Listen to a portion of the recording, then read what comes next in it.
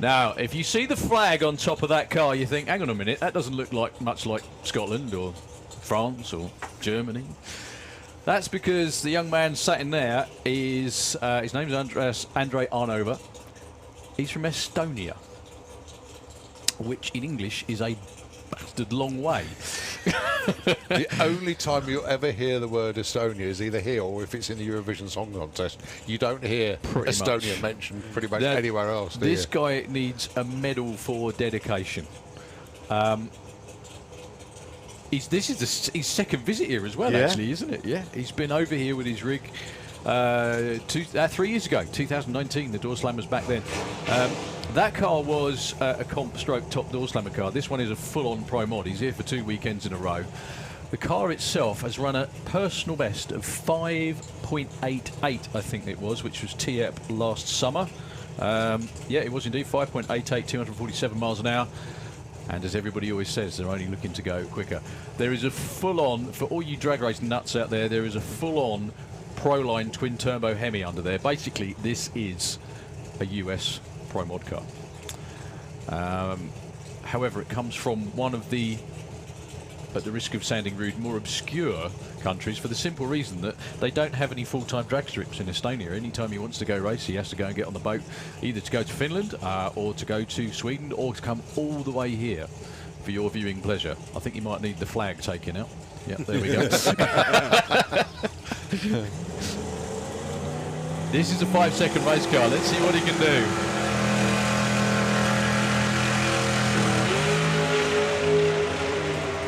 A lot of tyre shake.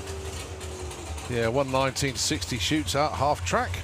He's only doing 100 mile an hour at the 8th. Got to say, the last time that he ran that car at TEP last summer, yes, he ran 588, but he also had a transmission issue and set the car on fire. It was a lot of work to get it back together, but that car will be, that's his first test run of the season.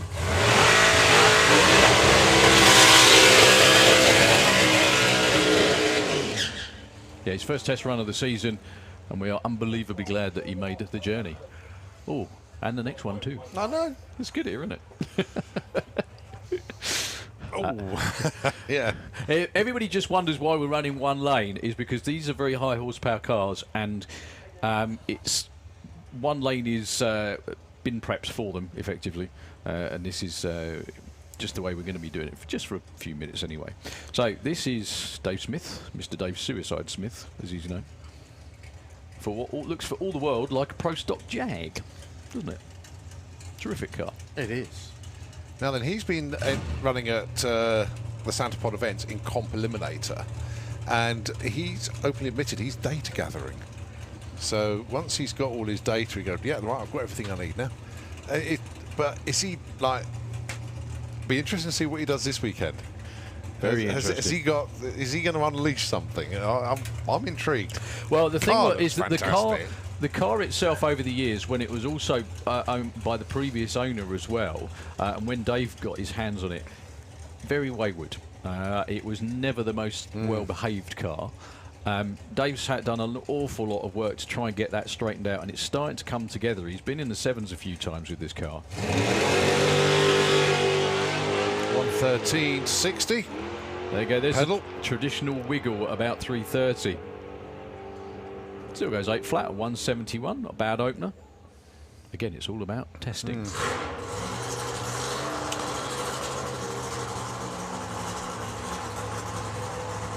Right, hold your breath. Right, the next car round, folks, is Europe's fastest orange car. You have been tangoed Swedish style. Janne Eriksson, the last European and most recent European Pro Modified champion.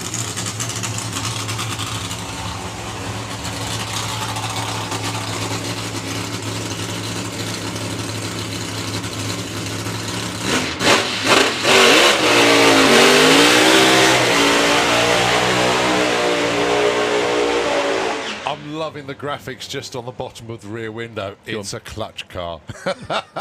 There's a few of them about still, actually. Yeah, he likes to remind everybody. They're not all converter cars.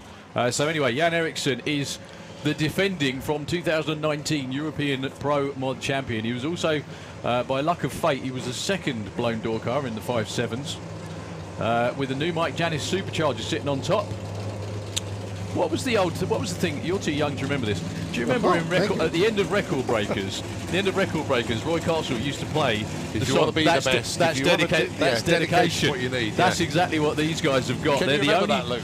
You don't remember that? No, he doesn't remember that. the only Swedish car here, unfortunately for us, this weekend and next weekend. However, it's the best.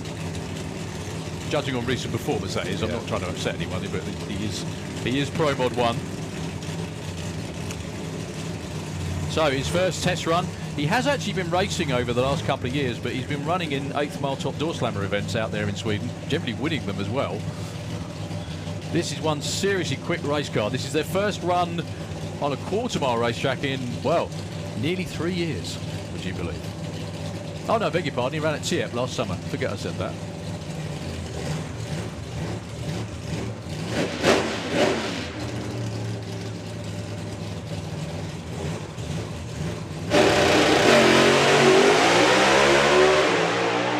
Wow, that climbed. Your first 5 and your 590. 242 miles an hour. Do you know something? That actually just wandered off the start line, so much to the point I thought it bogged down. It went 995 to 60 foot. Right. 8th mile, 389 at 183, back half. Yeah. That's why they're European champions, folks. There we go. And it's clutch car. No tyre shake, no drama, and that was all turned right down as well. Oh, yeah. More importantly, come on, those front-wheel drive cars now, lads. Come on. Sorry, I apologise. Actually, also, some really cool front-wheel drive cars too, especially this one. Check the Seattle for down there. Right, Helder on the start line now is the man who will be driving this weekend. Luis is now in the car, just doing a practice run. Now, last weekend, Helder's done so many lightweight mods onto this. He actually went through the finish last week, and he said he went through the finish line, lifted his foot off the brakes, and he felt the back end just coming up in the air. And he was like, I didn't even touch the brakes. And he was like, he feels a bit way too tight. Might need to. So he was a little bit scared. They haven't used the parachute as of yet, so Luis is going to have a go. Did last year at Doorslammers go 9.4. So what you're saying is because all the weight, especially with a front-wheel drive car, is biased towards the front, isn't it? Yeah. And basically this car there's no floor pan left in this car. It is just a full tube chassis. Yeah, but that's one of the things that might be. And also, you check out, it is a TDI. Just roll through the beams. I don't want to ruin it, but you see how clean this runs once it's down the track these days. You know. Terrible. Luke. I wasn't even talking about performance. Yeah, do you know what? You're going to get banned, I think, from talking about anyone, which is a bit of a bummer considering you're a commentator. Amongst other things, of course. Now, obviously, so as I was saying, what Santapod have done is this year they've brought in rules for TDIs. Okay. And no longer are we allowed to. You know, last year we'd be watching Doorslammers, and on the commentary it'd be like, and the car's going down. We have no idea what they're doing because we can't even see the finish line. Well, they're not allowed to do that anymore. They've got to have them running clean. So they can be smoky on the start line because that's generally when they're not under boost, under load. Okay. Once they get past around about 60 foot, they do clean up. So is there? There's obviously got to be a way of doing that then. Now. The hardest thing is tuning a diesel because most of them are on standard ECUs. So there's very few aftermarket ECUs for a TDI.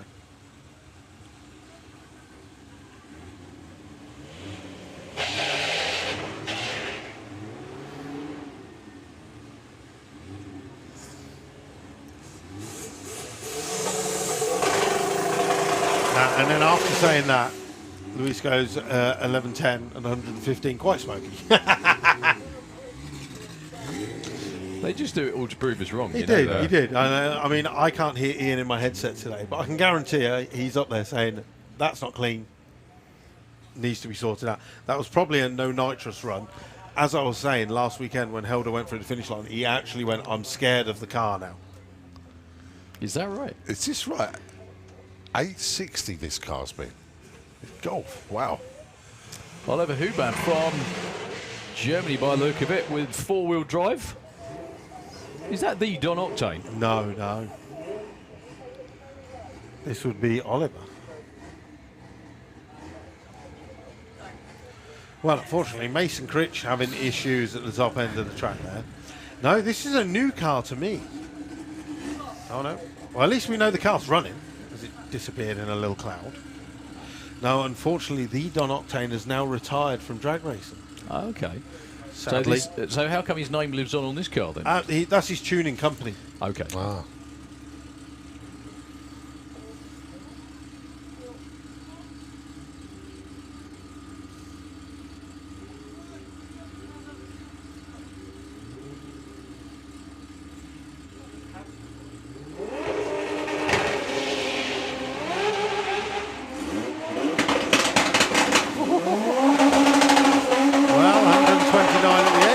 Starts his weekend with an 873 at 171.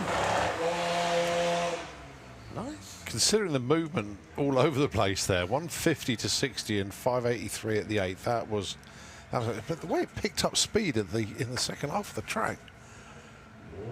We are live now as well, by the way, folks. So welcome to everybody watching in online. We hope you enjoy what you're seeing. It's only going to get quicker and faster and more competitive over the next few days. I mean, if that just started and that was the first car they saw, then that was not bad. Hopefully they joined us for the pro session. I think they did, just Good. by the look of it. All right, Dean goes through with 11.32, 116. Sean Duffy goes 12.44 to 112.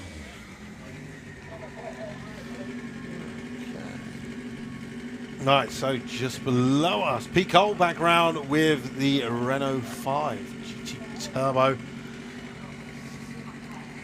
Obviously a big problem with the with one of our fluids Seats, all over the isn't it? place. Yeah, I mean there's a lot of clean up in the pairing lanes as well. What a shame.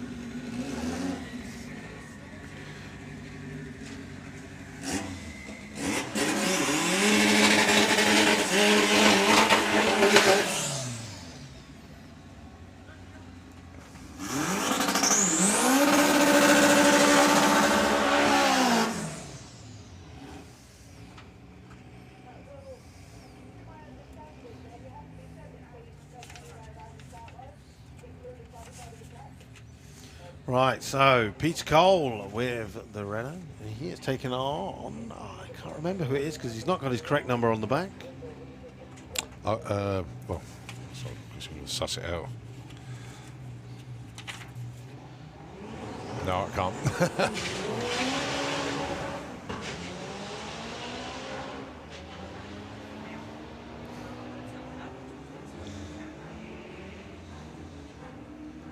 Pete's getting the power at the top end, but it's not going to be his best run.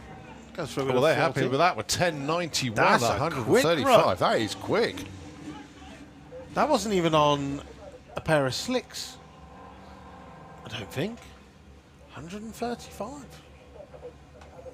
So again, just a reminder to all of our racers, please make sure you have your door slammers, prefix and race numbers on. I know a lot of people will have different numbers from different days and different events that they do, but unless you are running your door slammers number and prefix, it will not count towards door slammers 2022. Oh, do you know what? I can see around the corner the HST Audi is in the pairing lanes. It's only a couple of pairs away. Dave Crowhurst as well, Jordan Payne. Oh, a lot of the big bracket guys down there, then. And I should say Dave Crowhurst, Simon Goff, Brett Featherstone, you say Jordan Payne, Jason Dodd. Right, Asha Jamshed with the CRX Del Sol. Goes for the top. 11.68 at 130. He'll be super happy with that.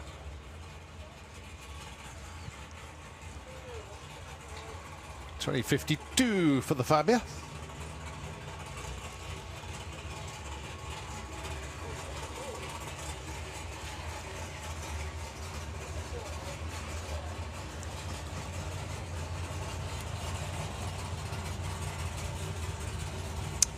Right, so this should be Jordan Payne coming underneath the tower. First run of the year as well, is that right? Yeah, because he's been doing his degree, finished his dissertation and everything. So now he's got all of his studies, all of his exams out of the way. Now he can go racing. Do the important Yeah, stuff. do the important stuff. He's allowed out of the house again, yeah?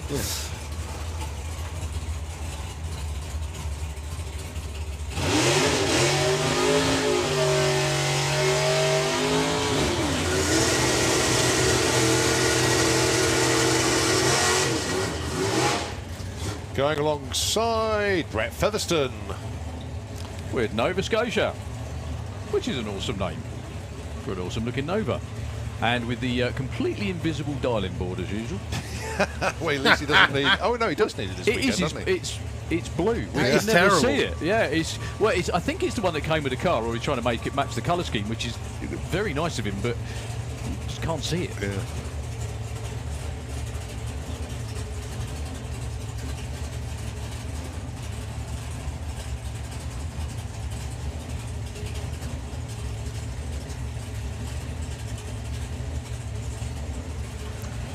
So both of these two in the Williams Brothers Racing Speed Shop Big Bracket this weekend.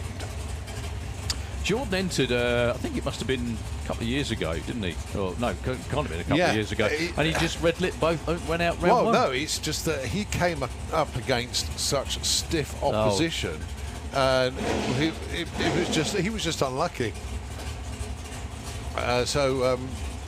You mentioned that word earlier for car names and everything, but this is payback, I think, or redemption, or whatever you want to call it. He's got unfinished business with Doorslammers, definitely, as Jordan.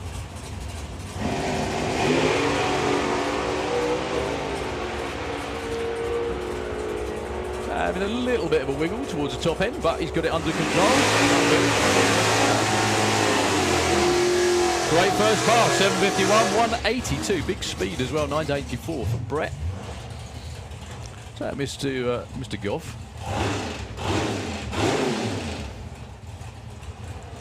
Indeed it is for Jess's Diner.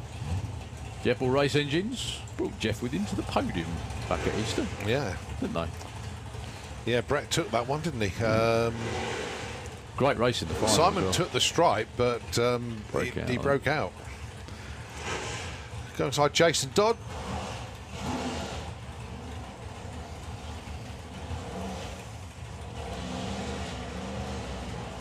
Jason said to me, I just want to win one race. No, he'll be all right. Well, if that was a race, Jason would have won that one. Sure, reason being, Simon went red, but this is just testing, so... 864, 156, probably around about where Si wants to be. And 1073 for Jason.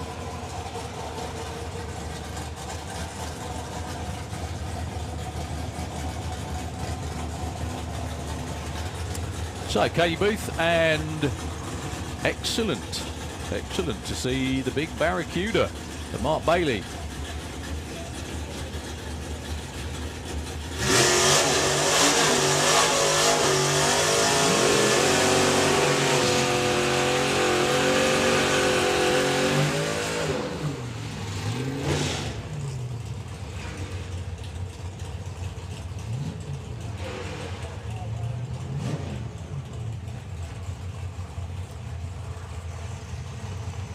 So somewhere in the region of 8687 is where you would normally see Mark. Is that right now? Yeah. My goodness me. I remember when he was tickling the nines.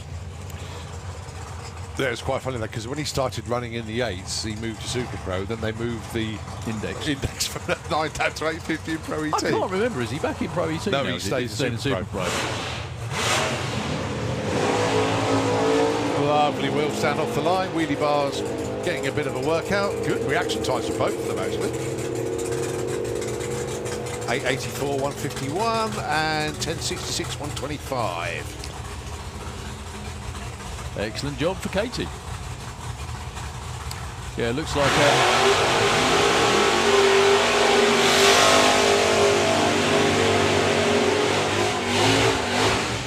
looks like Ted's hobbling about, so he'll be out of that. He'll be Katie driving all the time now. Yeah.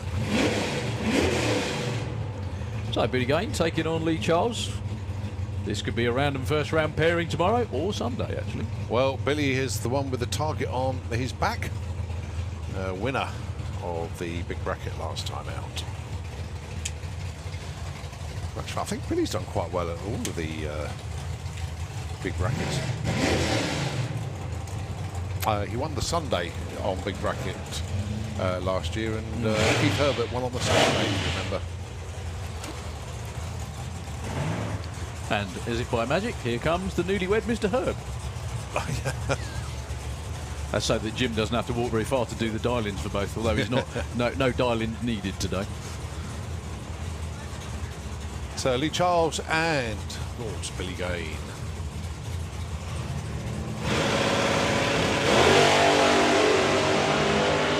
Two wheels up, red light launches. By the smallest of margins for Lee.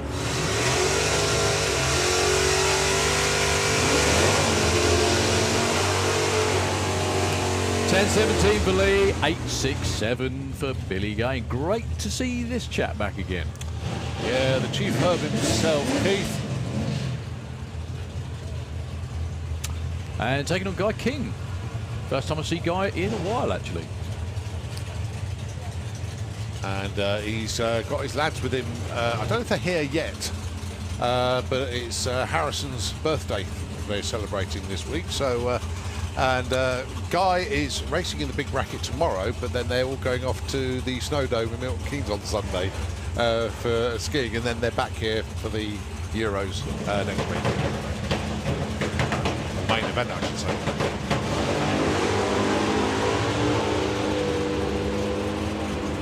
Keith Herbert, bang on time.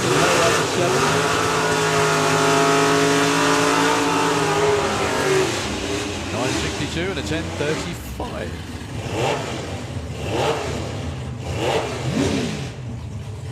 Right, Mark Huxley and Gary Kerr. Gary was testing last weekend, actually. Got 3 passes in. 9.03, 9.02, 9.05. So the car was working great. Roughly right. Let's see if he can do that again.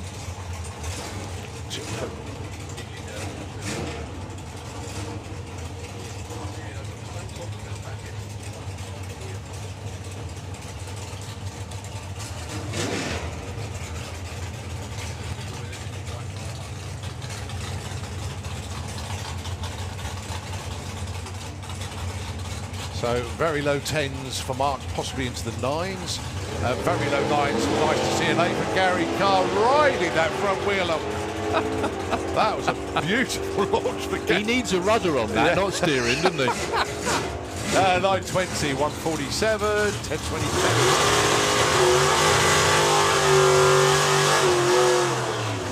Not quite sure if Gary feathered the throttle a little bit there to bring it back down. Rode it as far as he could, that's for sure. So Jeff Cowley with the Flame Nova in the Kestrel lane, taking on the Jens Konecki, whose wife, I presume, was telling him to give it some that time. So good to see all, well, some of our European friends back over here once again. Jens with that cracking looking olds. Haven't been here for a good nearly 3 years now. Jens goes red on the tree, doesn't matter, it's only a practice run. Still a good 122.60. That's a good looking run. Yeah. 8.12. 165. That's more like it. Problems for Jeff, just pulling over to the left at the stripe.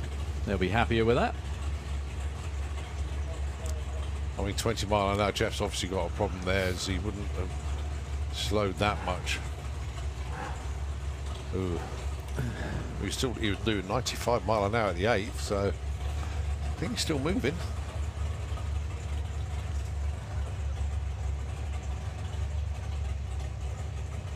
Car has come to a stop, so yeah, just a pause for a moment to get Jeff's car off the track. Fingers crossed, nothing wrong for Jeff.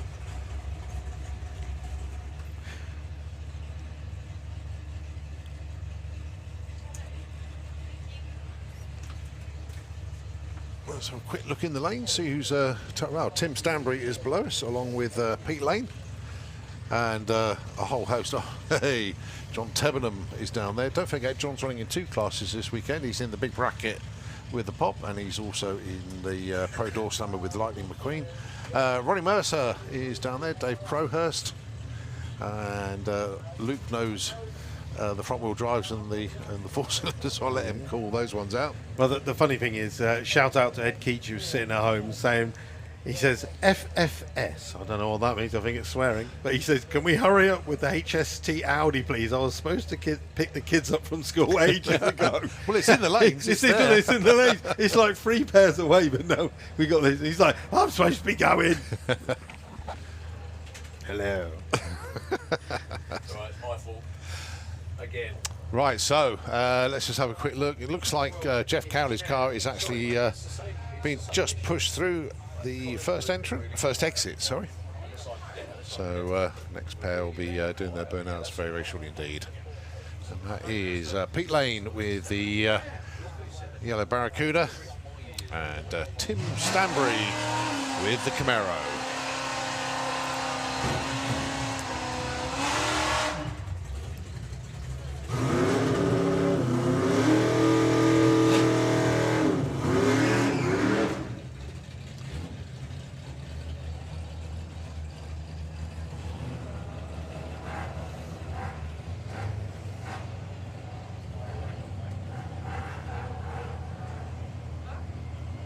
So quite useful runs for the guys today. Getting early data. They could get a practice run tomorrow morning, but then they go straight into eliminations after that, because it is the big bracket. So you get 1 run to set your dial in, if you like. Obviously you can change it as the day progresses, but you need to get that practice run in. So obviously they're getting runs in today to see where their cars are. That's more like it for Tim, 918, 148, and into the 11s this time for Pete Lane, 1182 at 110. So Tim Stanbury about a 10th off where he could be, but he'll run with that, 918, and just get some consistency, because that's what you need in the big bracket, consistency. Picking up where he left off a few years ago. So next up underneath the tower, 2 9-second vehicles. We have Dave Crowhurst with the Wanger Racing VW Beetle. And then as you can see, with Murph down there, sporting the brand new t-shirts from Mr. Boost. Modelling out there, looking beautiful. If you want to grab yourself a Mr. Boost t-shirt, head up to Mr. Boost, Matty Davidson's pit area, any point over the weekend. So Matt Davison, he got me some money the other year during the sweepstakes. He was my boy. He got me down to the semi-finals, if I remember correct. Now this D-Series engine Civic has been down into the 9s before. I believe that might have even been at Doorslammers last year. He took home the win at the first Mega Money Shootout in 2022. He actually took it home with ease without even having to turn up the car. He's been saving it all for this weekend. I've got to say a big shout out actually for Peter Medlicott. I wish you all the best, and take it all the way, Peter. Have we seen Peter out yet? No, I haven't seen it. Okay. I know it's the Corsa, because obviously when I found out who I got in the front wheel drive sweepstake, I checked it out, and yeah, nice bit of kit. So Peter, all the best. I'm not biased at all, but come on.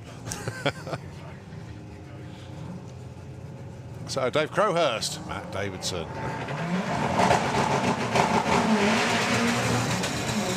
Well, double red light makes no difference though. 169, 60 foot to a 134. Matty's catching him at the top end, and they go through with a 1055 and a 1041. Oh, look at that. I can see the Blackcurrant 4 as well. Oh, this is just getting better and better. Boy, yeah. Thank you.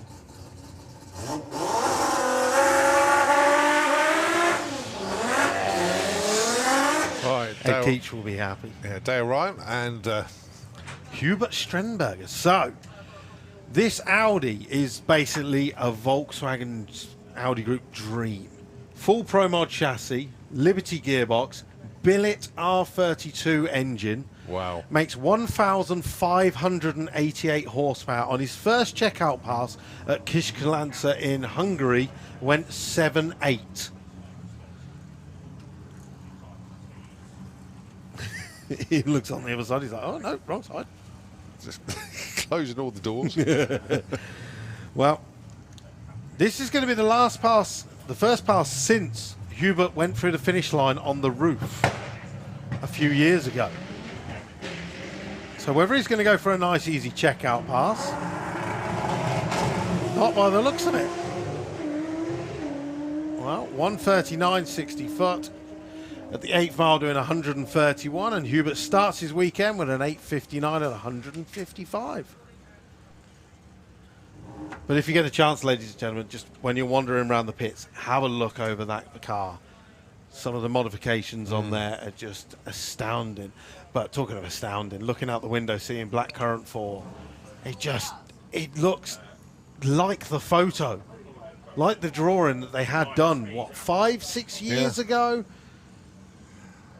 I've had a chat with the boys up when they sort of doing the photo shoot at the top there, and they are literally just doing A to B. If they do 60 mile an hour on this run, but it's just making sure that absolutely everything works. The amount of media around the car as well. It's staggering. Now this car has been built, I'll get the full details, but it's been built with the help of one of the universities in the UK, so the whole body shell has been wind tunneled. It is basically a full tube chassis car. It's carbon fibre body. Yeah. But they have built it to a street legal spec. Yes.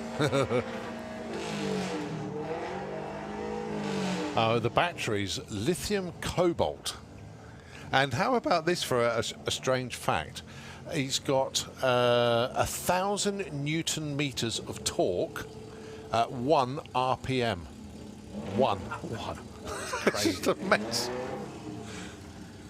How good that looks. It's nice to see Johnny back at the track as well. Yeah, well, only a chance to say hello to him. That's all I've done so far, so hopefully catch up with Johnny a bit later on. That gorgeous Beetle just going through. 1350 at 106 has been a bit quicker than that already. So there it is. So the chassis all built by John Webster, basically at the gate of Santapod Raceway. The drivetrain, the engine, everything built by the Blackcurrant team. And their tow car down there, little fact for you, ladies and gentlemen, their tow car, the Golf Buggy, has the engine and running gear and batteries from Blackcurrant 3.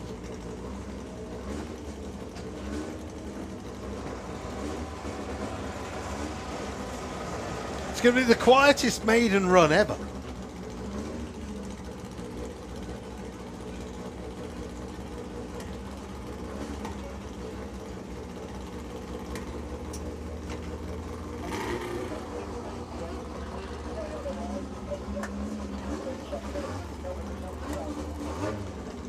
So initialization pass, just checking absolutely everything out, making sure it's okay. At the 8th, 64 mile an hour, and there we go, at the quarter, 62. That's pretty much exactly what the team said they would do. Just making sure that they're comfortable with all the controls, making sure everything is absolutely spot on. Job done, first pass, well done to the team, absolutely awesome job.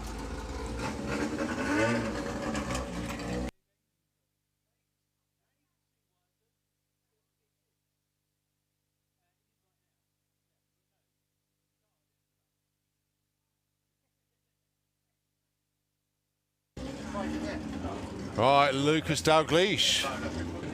These, and that's right, good to see these two. Normally, well, they used to run in the Outlaw Flat 4. Now, these cars could actually run in comp if they wanted to, mainstream events.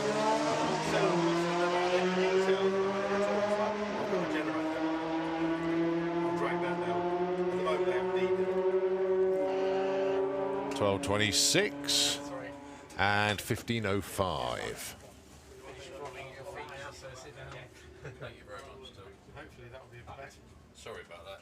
It's trying to be a pain in here. All right, let's have a quick peek round the corner and, well, just see if there's anything below us first. No, you can see Ronnie Mercer, John Bean, John Tebenham, young Mr. Mark Skinner, and I think that's Stephen Ray. So yeah, there's a bit of a mix in the lanes at the moment, all good to see.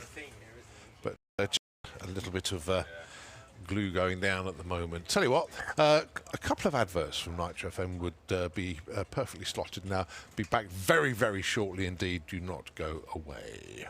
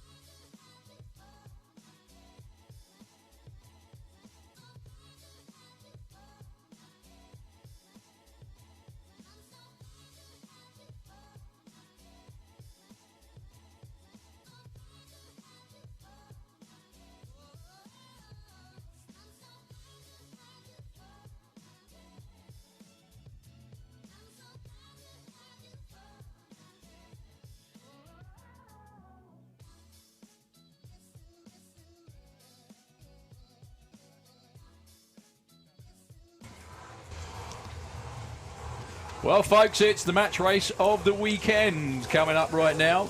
The poster boys for the Doorslammers 2022 rolling round underneath the tower. What a matchup. You would never, ever, ever get to see this at any other drag racing event throughout the year. Unless you go to Stockholm streets. Something like that, yeah. Bruno Barda taking on the UK's quickest and fastest street car. Now, don't forget, Andy Bond has had that match race with Freddy Fagerström. Do you remember they loaded up in the late? Yes, you're right. But now he's doing it with Bruno. I completely forgot about that one.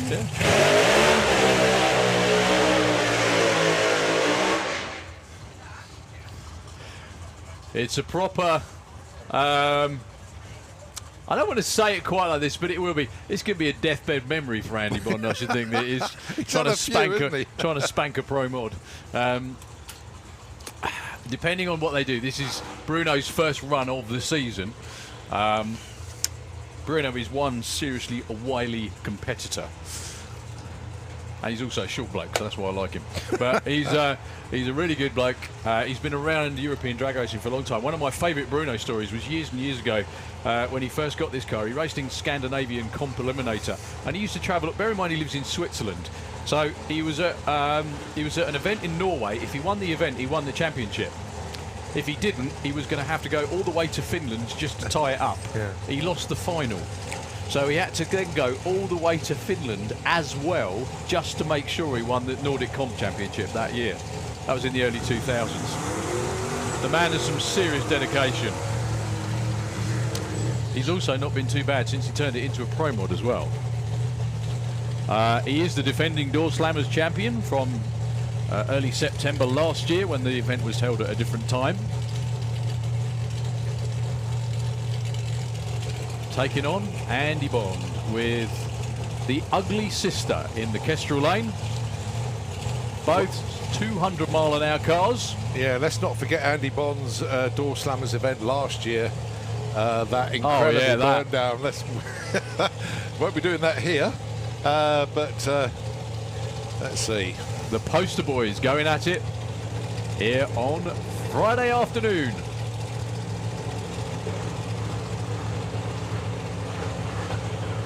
Andy Bond trying to nudge it in. It doesn't seem like the turbos are spooling up. No. Bruno's sitting there waiting patiently. Bruno is long gone to a 6 flatter, only 214 miles an hour. Look at that 60-foot time, 0.986 for Bruno.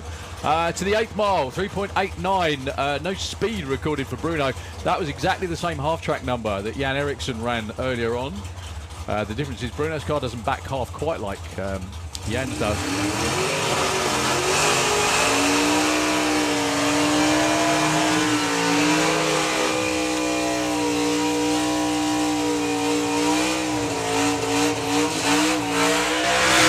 A little bit of a shame that Andy Bond wasn't more on time. Went 7:02 at 208 miles an hour. He was trying. It didn't sound like he spooled it up. No, though, did it didn't sound like that at all. 126. I can't remember what Andy normally does at the 60. A little bit quicker than that. Yeah. You can bet you at the bottom end, he's straight out of the car running over going, I'm sorry, because obviously the pro mod is sitting there getting warmer and warmer. Yeah, that was not the plan. I thought Andy just bumped in just out of politeness in the end because he didn't want to keep Bruno waiting any longer. Bruno didn't take it. It's not like in the old days. Well, some pro mods still do, where they bring the revs up. It was Bruno was just waiting to go on the two-step. Oh, we would have had a match race for the two anglers, but unfortunately, first time ever I think I've seen Ronnie Mercer pushed off the start line. Was there a tiny bit of fluid? Don't know. I don't know. Somebody stopped right up the top end as well, in the middle of the racetrack. I don't know who that is. He's actually, whoever it is, must be rolling because That's Bruno. It is Bruno. Okay. Still a stonking run. Bear in mind, Bruno hasn't driven the car again for about 9 months. Always amazes me when people do that. Yeah, just been towed round the corner now.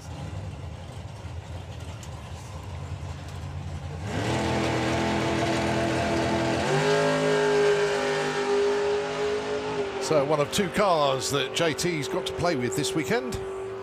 This is 9-0 car, or is it the 9-1? It's the 9-1 car, but then it could go into the 8s. And has done. And still hasn't been over 150 miles an hour, as he keeps saying all the time. Keeps going 148, 149, 149, 149, 148, 149, with your 149 in the middle of those 148s. That's normally how it goes, isn't it? Only 144 that time. That's probably due to a bit of a headwind not helping.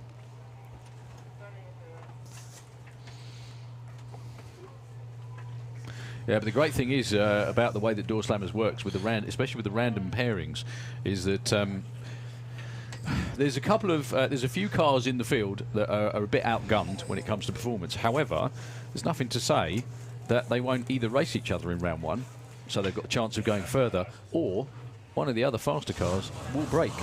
Andy Bond and Dave Mace in the final of the street class last year. The perfect example. Well, Ronnie's up and running again, so obviously there was no issue with the car as such.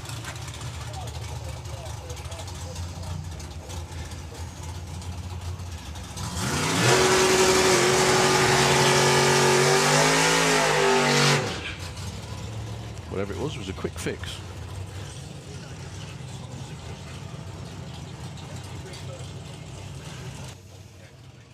Yeah.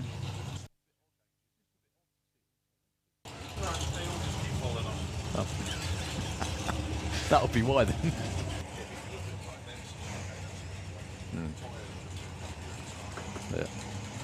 Yeah.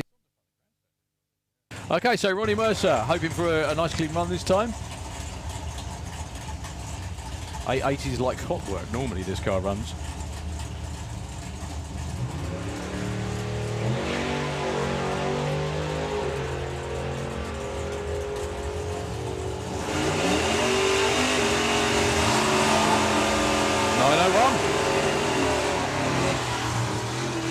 Little off his usual pace, and when he comes out to race tomorrow, and he will be racing tomorrow, won't he? Yeah. It'll be, I think, like you said, do they all get a run at the same time? Yeah, and they are first out to do their practice runs. Right.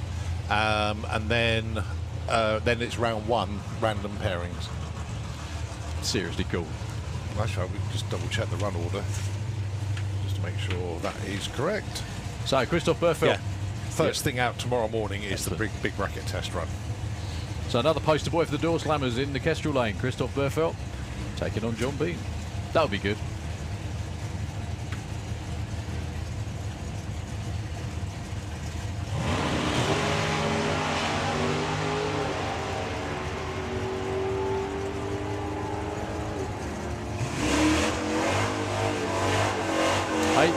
Crew guy looks happy with that one. 154 for Christoph, 964 for John Bean. So it's just a performance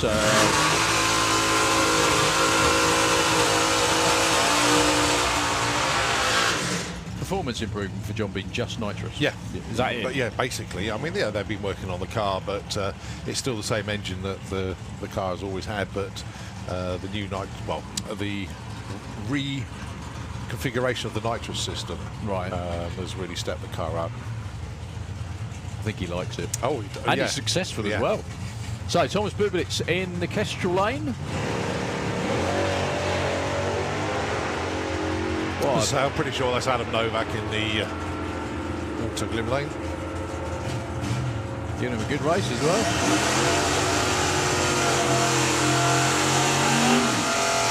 .1042 beats to 1091. Today is only run what you run. Don't forget test day. Building up to tomorrow. All right, Stu bringing his brother Colin into stage. With the Morris Boys Camaro going alongside John Turner with the Greenfish Barracuda. John's run low 10s already today. Colin well into the 8s. 887, I think.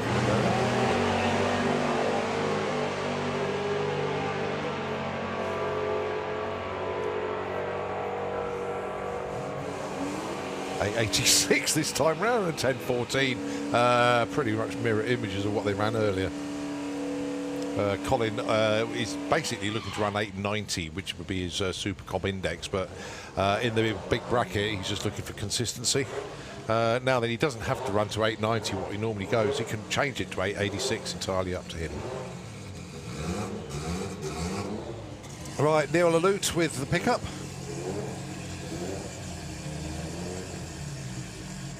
Got the track to himself. Good to see Neil taking part in the big bracket this year. He used to do all of his runnings at Shaky back in the day. Little cherry on the tree, but it was only a 0-2.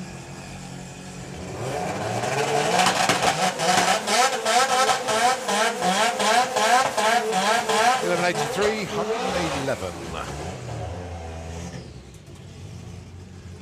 Here comes my boy, Stephen Ray. He's going all the way. Well, he's done it before. He has indeed. First run of the weekend for him, and he'll be taking on Adam Skinner with that 9-second Fiat.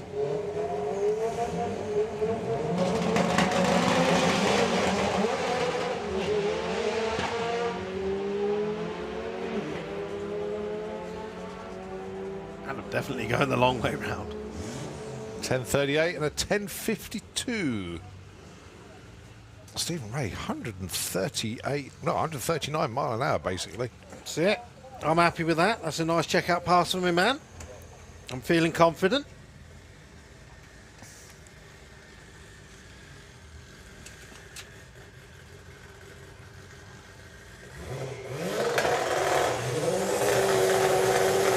Next up, Rob Colquhoun with the Mitsubishi Evolution. He's going to be taking on Lee Connor with the Lotus. Now, first run of the day for Lee was not so successful.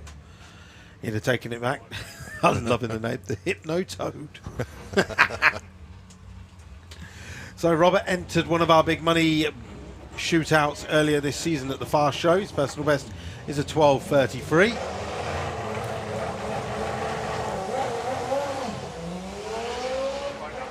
Well, this could be your A to B pass. Could be. 167, 60 foot, 114 at the 8th, and a 986 Oh, and well. 138. Slipping the clutch off the start line there just to stop it lifting up the wheels as well. There's plenty more in that.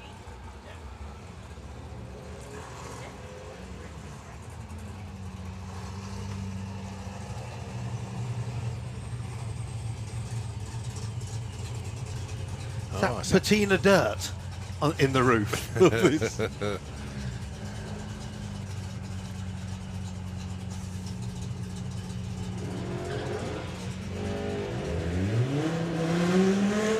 Well, unfortunately, that will be the clutch expiring on the buggy. You saw a big plume coming out the back. Got a lot of first-time runners in the lanes at the moment. As they said, I like this Audi. I It is really do. very nice. I would like it, please. Here. There's the hint of clutch aroma in the air as it arrives in the town. Yes, no, it is very good. Capable of making 1,200 horsepower if he puts it on the high boost setting. Wow. Fully street legal. I want Jens Eklund to come back.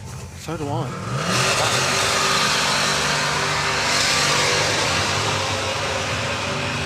Whoa. I mean, when Jens come, it was pre-Doorslam, the return of the Doorslammers.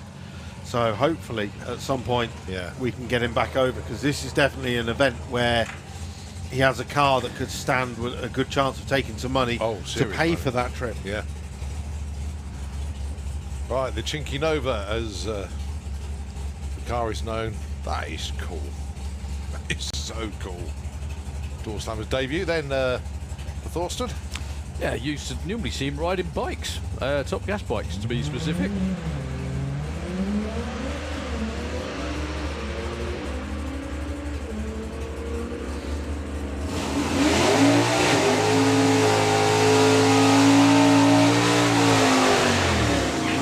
Well, that looks like a PB speed by the most minute margin, if the screen is to be believed. His PB is 159.06, and that was 159.08. It's cool when somebody comes up with PS1. Dave Mace He's the proud owner of the #1 in the street class this year. Winner last time out. Taking on another seriously cool car. Oh, Chris Todd. Crew chief for Kev Jenkins, don't forget. Yeah, Kev's watching. Yeah. So they don't meet in round 1 like they did before.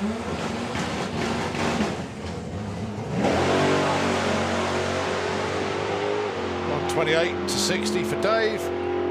527 at the 8th. First run of the year as well. Look. 822-163. Nothing like running it in nice and easy, yeah. I wonder if he's come down off the cloud from last September yet.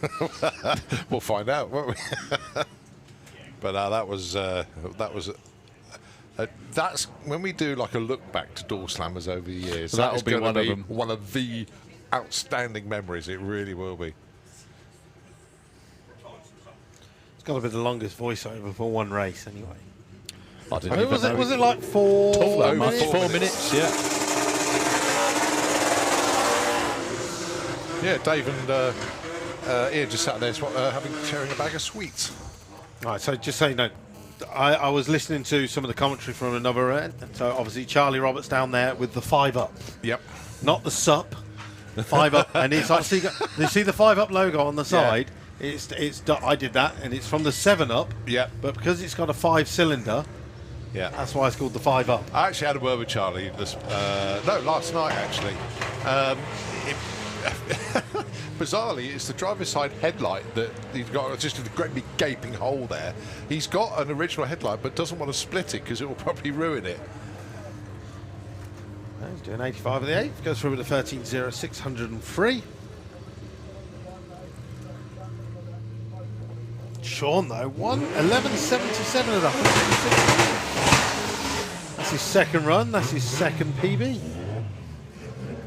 Ah, Cloudmaker. Top Fuel Carl going alongside Liam Rogan. Carl actually admitted to me today that he does get worn out breaking stuff all the time. I know. He's not superhuman. I thought he was. It shattered my illusion, to be honest. Jacob Bailey's front slicks.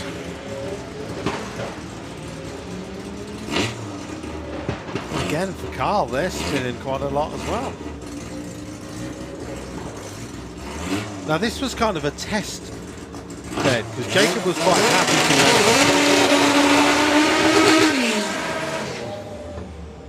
quite happy to lend his slicks, mainly because he was having issues getting traction, and this is just another way of getting them on a different car. Right, this was the one I said was my man to win the front-wheel drive class.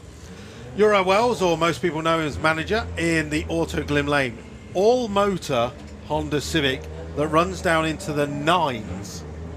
He's taking on Ryan Scott, who is looking to run a 9 with a turbo Civic.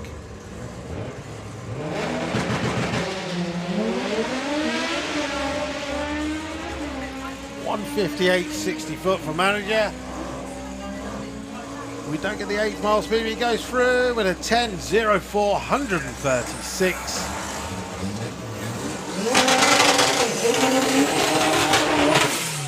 Okay, first run of the weekend for Calvin Skerritt. If there is someone who could break the European record this weekend, this is our man that we're going to be looking at. Last year, did 179 miles an hour, went down into the 8s for the first time, had some issues.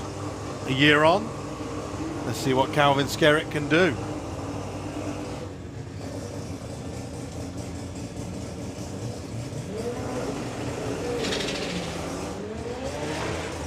Yeah, he rolled the beam a bit there, 2.5 I was about to say. It'd be a good speed. Top end speed though, 165 with a 10 flat. Nick Gay got about 10 feet, I think. We're going to reset him and give him another go.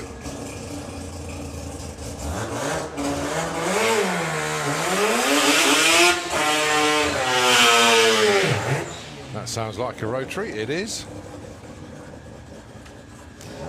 Well, I wonder if he's going to have come down off the cloud earlier. Yeah. I'm going to say that he went 767. I think it was something like that. I actually made a note of it because it was a standout run. Yeah, and it's 769 at 178. still walked off the line. But finally getting a handle on that Rotary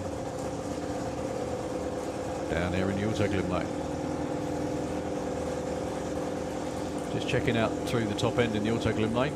Any bits and pieces on the track.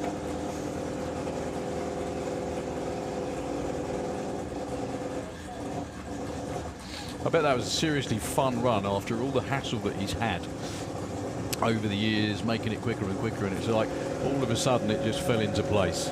See if he can back it up this time round. I'm not going to say he's going to, because I don't want to put the mockers on it. Luke. Terrible run. Yeah. Yeah, terrible 60 foot, terrible run.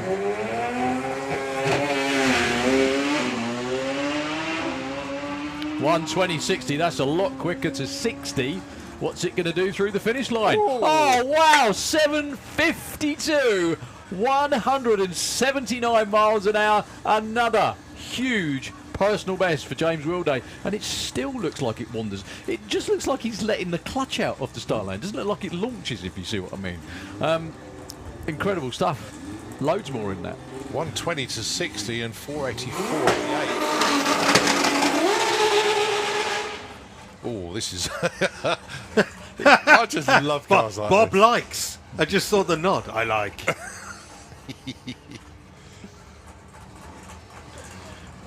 And I like this as well, coming around the corner in 1 second. Ah, yes.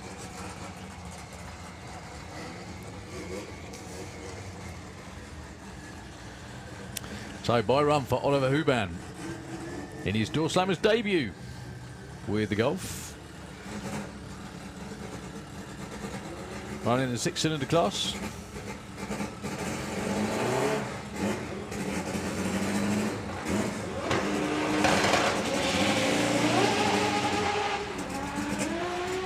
Oh, that is awesome. I like that. Proper four-wheel drive wriggle at half track.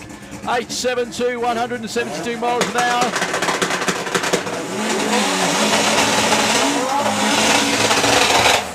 That looked like it was going to be quicker. That was a lot less Dramatic. dramatic. Yeah. That's normally when they're quick, is when they're less dramatic. That's right on his PB, though, for ET and speed, only his second run. I've just noticed we haven't seen Jürgen Krugel, the guy with the Danish guy. No, not yet. For Uncle Roger. Alex Lizarak with the second coming. You've been having pronunciation lessons, haven't Well, you? no, he actually came up and said, told you. "You got it right, guys." So I can run with it now. The second coming single cab in the Autoglym lane. Outstanding piece of engineering.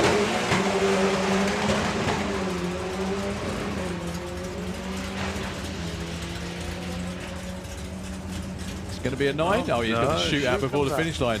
10:01 at 1:12. And 10:51, 11:51 in the other lane.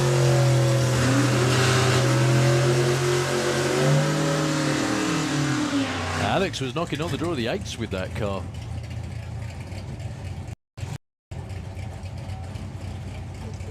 Okay, Katie Booth one more time with Mighty Mouse. Normally runs with Gasser Circus or Outlaw Anglia with Ted driving. So I wonder if Katie's going to be let loose with the nitrous at some stage. If, I was thinking that because I don't think I've ever seen. It's only ever Ted that drives it with the nitrous, yeah. Going alongside, and it is so good to have him back. Pete Creswell with the full Monty, the Mustang. Been concentrating on his lads racing. If you remember, I've got to go the right way now. I think it's Rob Creswell. You know the Beast, the Audi A4. Yes. So that's gone. He sold it. Oh. So he was. You said it cost a little bit too much to run on the road, so he's got a more sensible car now. But I'm still amazed that he's got free entry for the whole season, and he's elected to sit out, even though he's got a legal car that can race in the club. Oh, Katie nearly chopping the tree down there. 008 red. It's always good to try and have a light.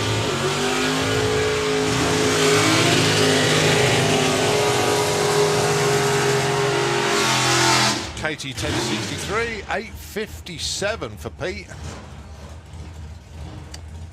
First time we've seen these two today, actually. Dave Cherritt with the Dark Revenger. Going alongside Rocket, Ron Bartlett. Going to be one to watch in the big bracket this weekend is Ron. He's a very, very consistent racer, and he normally chases instead of being chased, especially if he's got a low 8-second car. Good point. So there will be a few that obviously can run in the 7s, but Ron will be certainly in the faster half of the field. So yeah. Now with the wheelie bar. He's one of those racers that if there was a sweepstake in the big bracket, if I could, I would Pick like him. to have Ron. He's a the sweepstake. man, honestly. The amount of times you and me do the same thing when it comes to racing, which is when it's eliminations especially, they leave the line and we both look at the screen. Yeah, we do it at the same time. And the amount of times we've both drawn a breath when we've looked at Ron's reaction time, it's just outstanding normally.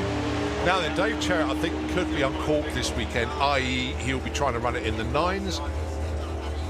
So I've got Ron, 8:36, 10:22. Yeah, so Dave Cherrett will be running, not flat completely out. flat out, but he'll be going for it. But then having said that, I'm going to totally contradict what I just said. Dave Cherrett is here for 3 weekends in a row. So he's going to make he's going to make it last because he's running in Pro ET and then he's running at the Nostalgias as well. So yeah, he's got to make it last all the way through. What class does he run in at Nostalgias, or just in general? Is it what you brung his Nostalgias? Yeah. Okay, that's key. Right, Nick Williams, sponsor of the event with the Williams Brothers Speed Shop, with the Camaro. In testing last weekend, got it into the high 10s, having consistently running the sort of 11.3, 11.4s. Nick Williams, of course, winner when we had the double bubble. He took home the 10 grand. And Colin was hiding under the table. I was. He was down. Honestly, he was down here. He couldn't watch. That's unreal. Back to where it was. 11:29, 1:14. There is a bit of almost a direct headwind, which does tend to slow things Yeah, it down does a actually. tad. That is quite a stiff breeze now, actually, out there. Yeah, any sort of car that is aerodynamically challenged, that does make a difference. Oh, we have a jet. Right, Neil Lalute. Neil's getting a few runs in today, actually. Certainly making the most of this. Going alongside this turbo pop, as Luke has alluded to. That's Ben Kennedy.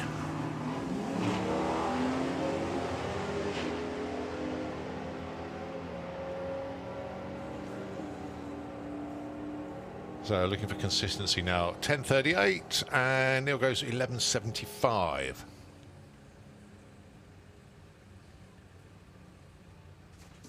Quick nosy into the lanes, chock-a-block. Oh, and some more cars we haven't seen yet today. Like it. Oh, and a debut as well for the rebuilt stiff shifter. Oh, bit of jet action for you next, unless he's going to be going in the 4-cylinder class, which he could. Do you know what He could technically do? could. Imagine firing that up mid-track. Oh, no, you don't. Yeah, a little bit of jet action for you then. It's Oklahoma Willie.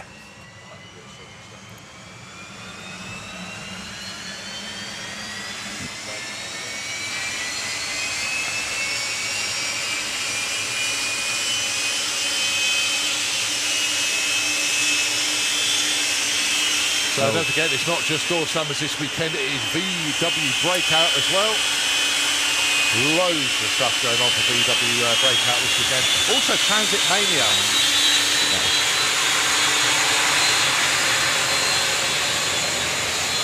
Transit Mania.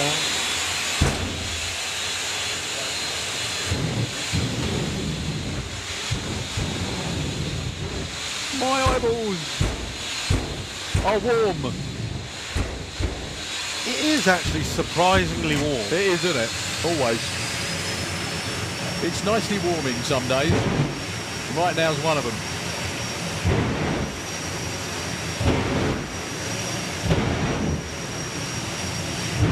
The best thing is, it still looks like it's just got lost going to show and charge. It's gorgeous, isn't it? Also, the way it's built, you can just basically take the jet off it if you want to.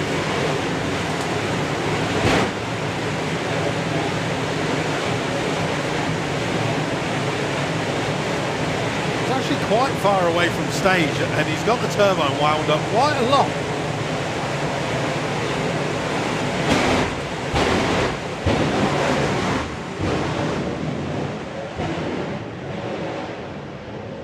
Well, I'll be honest. Well, I suppose you could call that peddling a jet car, I suppose, but... Bob literally walked straight out and he's like, heat. Thank you for warming the track for us, Barry. Yeah, still goes through 136 miles an hour, 1241. Still to this day, every weekend when we do the jet car, I explain to people that our windows are held in by a little 4mm bolt and then literally a household screw here at the bottom. And people are like, I'm just going to lean against this window just for a second. It's only literally the last few pops when we got Fire Force in front of us. I'm like, I just don't trust this anymore. Stiff shifter time. So good to see Joel back for the first time in 2 years? 3 years? 3 years. So have our pro door slammers. Chris Orthodox, who we've not seen yet. David Vector, Wayne Nicholson, and Joel Kerr, who is rolling under the tower now. And Andy Robinson. And Andy Robinson.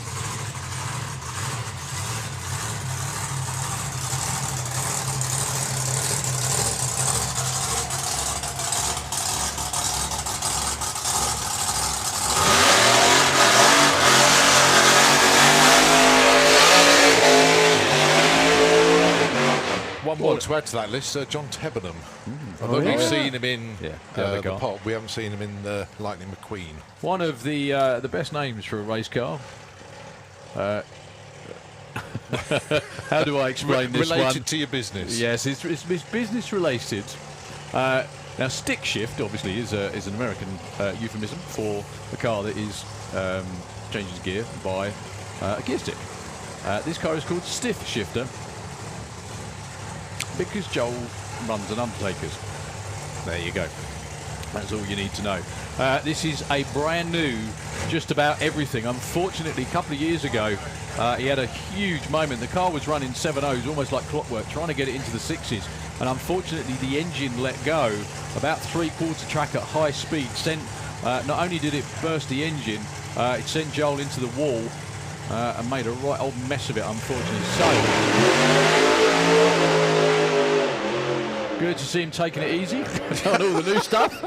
But debut 60 foot on the rebuilt machine goes 869 at 129, 1.11 to 60 foot. He'll be back knocking on the door of the 6s in no time. What a great effort. He wanted to run the car last year, but they were so badly delayed by all the freight issues due to COVID and part supply and everything else as well.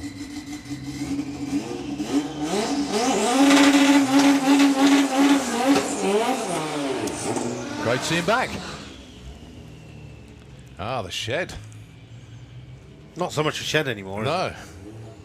So this car has gone under like major transformation. Loads of engine mods. It has the potential to go to the 9s. It goes 180, 60 foot. It's going to be a 10. Darren goes for the top end. With a 1094 at 131.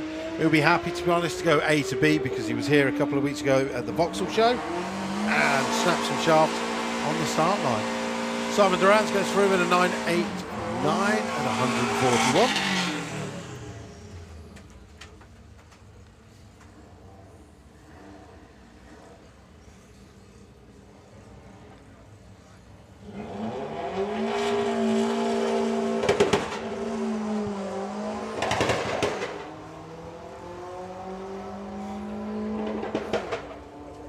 That is so cool, that bit. I really, really do like that.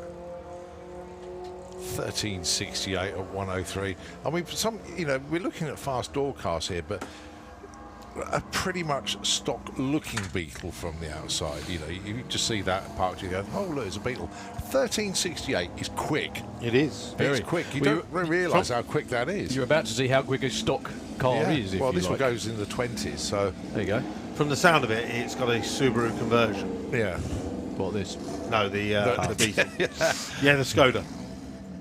Yeah, that completely silent It's Skoda. relatively, I mean, nothing simple in this world, but it's relatively straightforward to put a Subaru flat 4 in the boot of a Beetle, isn't it? Just 4 bolts. It's 4 bolts, yeah. Is that it? Sounds like me and me could do it. Well, And get it wrong. I'd still probably get it wrong. We still have a bolt left over. We've improved it. I can't count to 4, so I wouldn't. Look, well, I've made the car lighter. We've saved a bolt. No, I've got spares, look. Yeah, hello. That's it, I've got a right. spare in case one of the other 3 fall out. Yeah. Mark Taylor back with the Blue Leon Racing. Leon? He's taking on the Bad Habit. Both of these looking to go deeper into the 10s. No such thing as a bad drag racing habit. 1065 and a 1041, 142. That's one of the best runs for Mark as well. So, team super happy with that.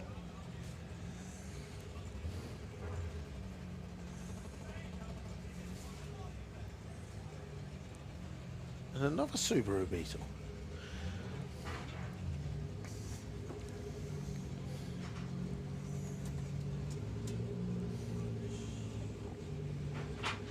Well, the lane's still chock-a-block with race cars. Dave Swift has made it back down again. She's running out underneath us. You can see Carl Monk's down there. Ricardo Late's coming for his first run. Obviously Simon Goff. Yeah, Billy Gain. Oh, Bristow is on the start line. I'll tell you what, this is why I don't usually have a plug-in.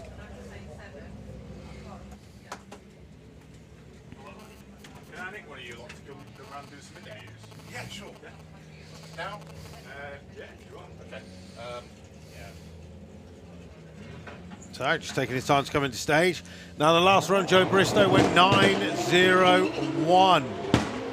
154.60 foot. With a lot of hopping going on. Was going up to the quarter mile. Oh, 9:00, 159. What a tease. Hey up, strip show. Oh, hang on. Chicka wow. Sun's gone in. No, it's not. It's come out. You guys are so nice.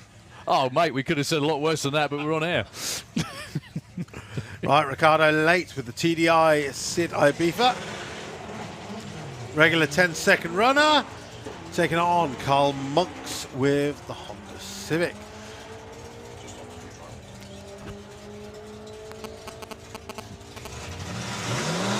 So Ricardo goes through with an 11:53. I'm going to assume that is a not all motor, but no nitrous run, as it was a bit dark. I.e. smoky, very smoky. Putting the nitrous on makes it much, much better.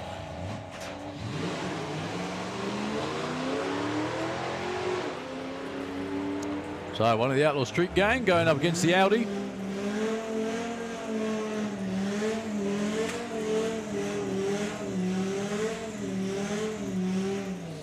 .12.32 and 11.39. Sorry, 9.3, I beg your pardon, for the Audi, 1.15.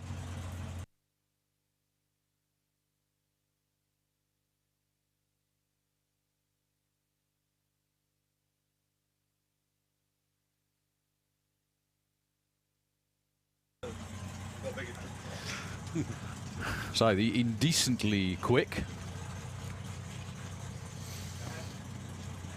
The RS3 down there in the Auto Glimmer.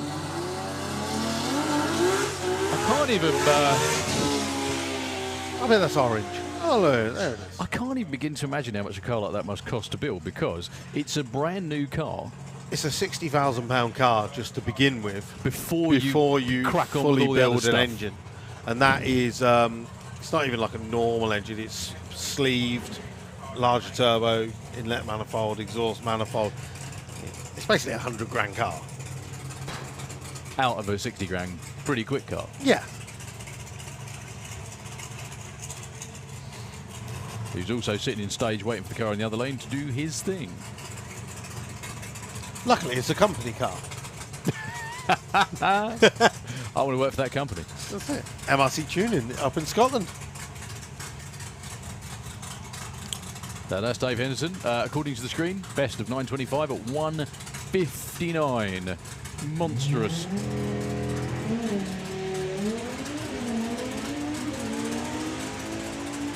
Only 1.60 to 60 foot. There's a lot to be had there. Although, that's a new PB. I forget I said that. 918 at 160 miles an hour. His first trip over 160. 9:45 at 1:48 in the other lane. Quickest run ever, even with only a 1.660 foot. So the package against Mr. Billy Gain. Still test runs, but all seat time is good time.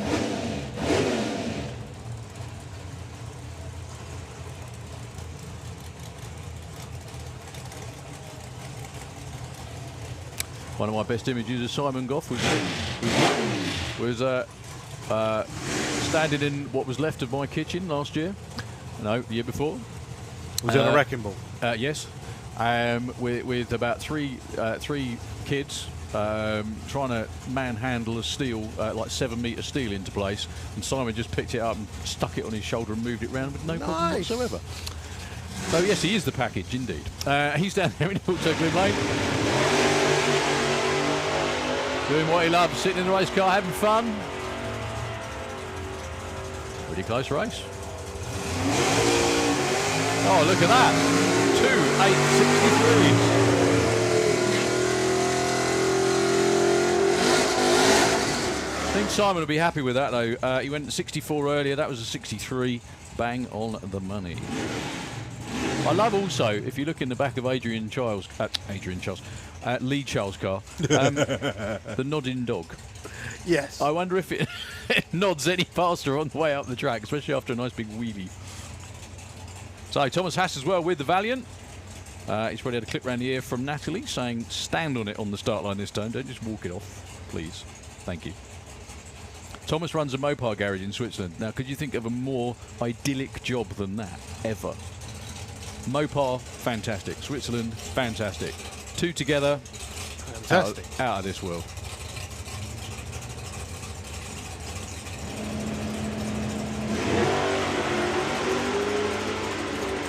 Actually, side-by-side Valiants as well. I can't believe I missed that. 8:29.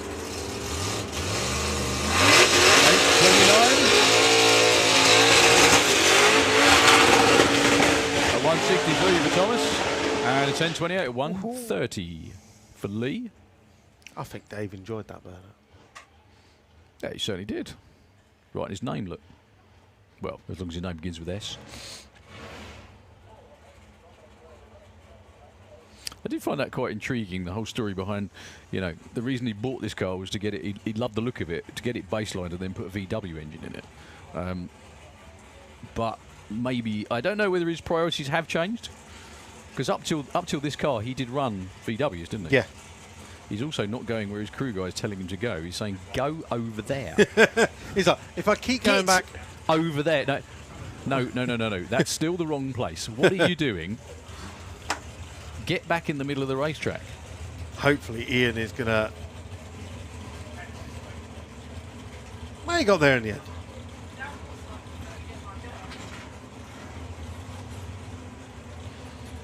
All right, well, John Temperton is back down with the crew killer, so still no sign of his pro mod yet.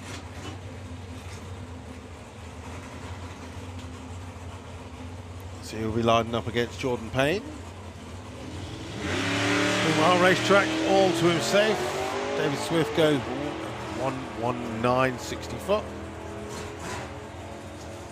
And goes for the quarter with an 850, 144. Got an 850 bracket car. Yeah. Nice. Oh, look at that.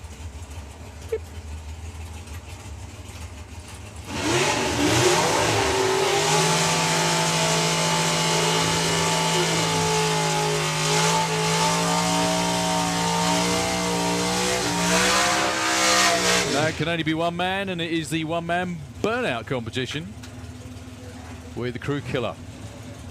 For Pop in the Kestrel Lane. Surprised he hasn't been out with the Pro Mod yet. However, lots of new stuff on there. Maybe they're still working out. Not what goes where. They know what goes where, but you know what I mean. New blower, I believe, wasn't it? Yeah, the cost of most people's houses, I think that was. Oh, really? 42 grand. What kind of houses do you find for 42 grand? Go to Liverpool, mate. There's loads of them for that, or Scotland. But anyway, yeah, 42k just for the black. I mean, bear in mind, Bear in mind, I don't think I'm too far off the mark when I think he probably paid like 60 or 70 for the whole car turnkey. Yeah, right? that's it. It's just nuts, isn't it? Nuts. But when you want to go faster, you're in a competitive class, what are you going to do? Spend more money, try and go faster. Taking on Jordan Payne, who probably will get there first. If you look at John's wheelie bar setting, it's what I would call optimistic. Well, he's not going to get beat by Jordan. Jordan got a little out of shape, backed out of it. Johnny goes 911 at 144, pretty much what he ran earlier on. Very, very consistent car, that. I think he was #1 qualifier in Super Pro just a few weeks ago, back at Easter.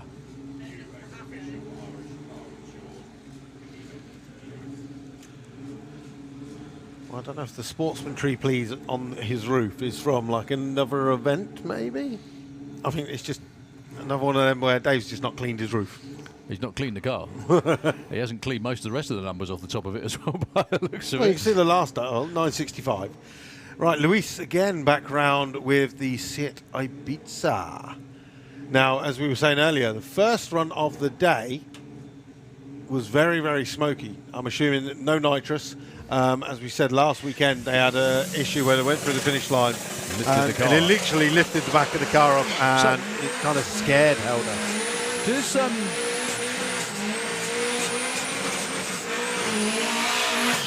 Is nitrous a way of cleaning up? Yeah. Yeah? Okay. It makes a massive difference. What, because it's basically putting fresh air into it, yeah? I assume so. Okay. You're going all mechanical on me now? No. Don't pretend like we know what we're talking about. I just go with what the boys tell me, because they'll literally come up and they're like, sorry, no nitrous run. Oh, well, Dave Crowhurst, crew guy, has got his foot in the stage. Not Dave Crowhurst.